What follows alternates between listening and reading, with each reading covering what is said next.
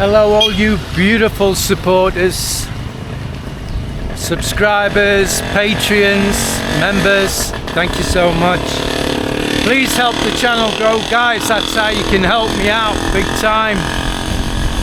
It's a bit of an overcast day today in the Philippines, but it's still very hot and I'm not complaining, of course.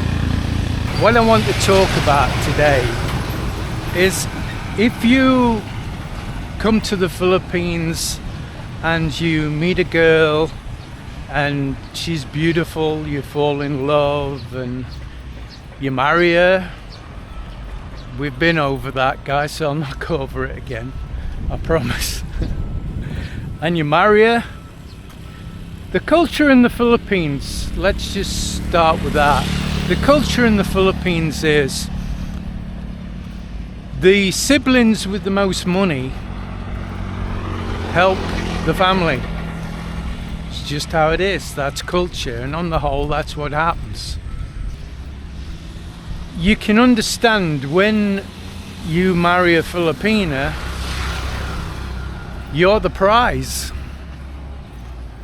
A lot of guys don't think so, you know. Well, I'm old and what you see in me, well, that's probably a subject for another video, but at the end of the day, you're the prize and you've got lots of money. And even if where you come from, UK, US, you know, you're struggling, you're not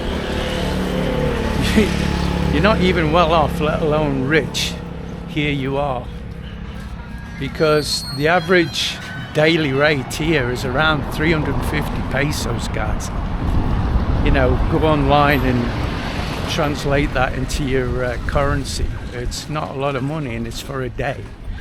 So you can imagine you bringing your money into the relationship, what that is going to mean. Now, it doesn't matter how you approach it. It goes back to another video I made, and I'm right, guys, I'm right. Do not tell the girl on dating or whatever the kind of money you've got to impress. A lot of guys do that just to impress the Filipina, and just in case he hasn't hooked her yet, they'll brag about how much they have every month.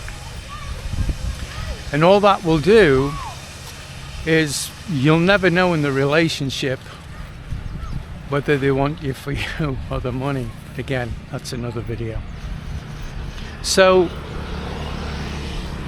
the siblings are obliged to look after their parents, any family difficulties, to look after the family. I'm not saying every family does it, because obviously even the one earning the most money will perhaps not be able to afford that.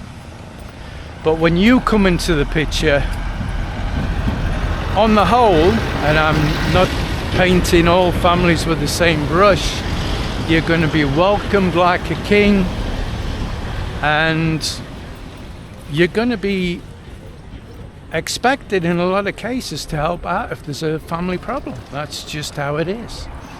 So you've got to understand that and be prepared for that.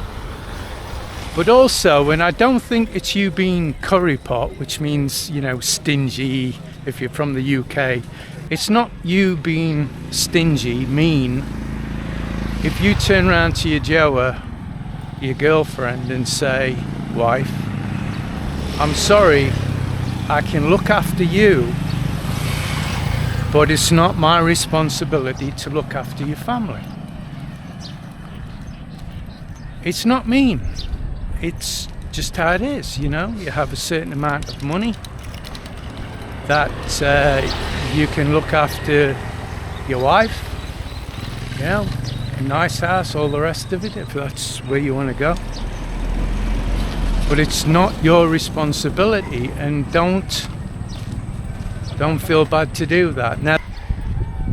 Now, let me just tell you now, Mel's family have never asked me for a penny, peso, not one. Maybe her dad a couple of times to borrow, but all but one circumstance. He wanted money for his cockfighting. Better clarify that. He wanted some money because he likes betting on it, on the cockerel fights. I should have said cockerel, sorry. And I've lent him money for that, but I've always got it back, apart from maybe one time. But at the end of the day, they're doing me a favour by letting me stay in their house, and all I've got to pay is ground rent. That's all I have to pay. So any money I have given or whatever is nothing compared to what I would have had to spend if, or even now, if I had to get my own place. Minimum rents have gone up so much. Minimum for a reasonable house, townhouse, you're talking between 10 and 15,000, depending on whether it's furnished or not. And furnished here means just a bed, you know, maybe a sofa. That's how it is in the Philippines. So that's why I'm saying don't tell anybody how much money you've got.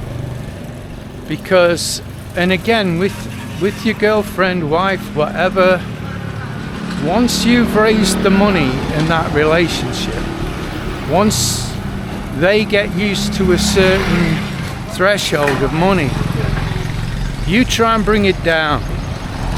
You know, you hit on hard times or whatever the situation may be, you try and bring that money down. It's not going to happen. Or you might have no choice and see what the atmosphere is like. So don't tell anybody your financial situation, even when you're with your wife and stuff, and you know you're a million miles from home and you need somebody to talk to because things aren't going very well. They're not gonna really understand, guys. You're the man, you know, grab a pair and just get on with it. That's what they want. That's what any woman wants, isn't it? They want a man. They don't want somebody crying. So bear this in mind. And can I just mention just one little small thing? Somebody messaged me the other day. I was messaged about this, by the way. You know, is it right, Chris, that you've got to pay for the family? Sorry. You've got to pay for the family as well as your wife. It's like, no, you don't have to.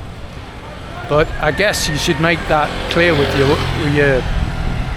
your wife, your girlfriend, before you take the relationship any further. And then if it does start happening, you've just got to learn to say no. But the other thing I wanted to just mention that was mentioned to me, a couple of guys, not recently sort of, but they're saying, Chris, have you ever sat down drinking with some Filipinos? And it's like, unfortunately, yes. Now, what I wanted to say about it is, when you come to the Philippines, if you like the alcohol, this isn't really a place you want to be, because there's a lot of drink here. It's still very cheap compared to where we come from. And you can, without wanting to, get into a situation where that drink's controlling you, not you're controlling the drink.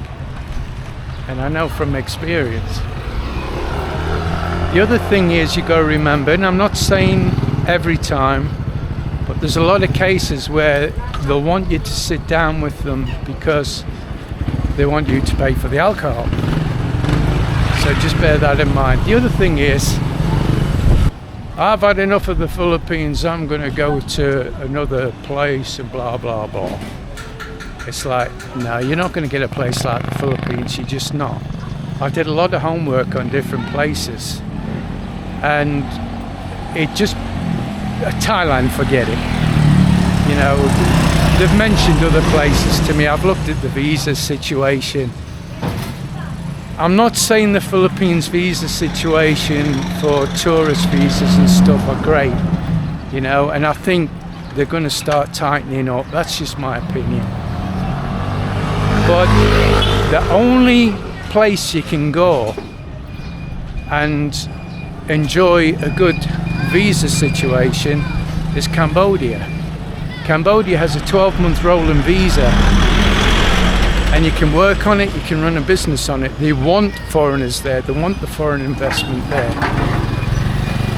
The only major problem I realized pretty quickly when I went to Cambodia is nobody speaks English. And those who do, it's broken English. It's not really good. You can't be sure they understand what you're saying. So that's all I wanted to talk about, guys. I hope you liked it. Don't forget, please leave a comment. It really helps, even if it's just comment or a thumbs up or something, you know. Hit that notification bell and give me a like or a dislike. Doesn't matter, it's still interaction. Thanks again to all my subscribers, all my patrons and membership. Really appreciate you. And we'll see you on the next one. Bye.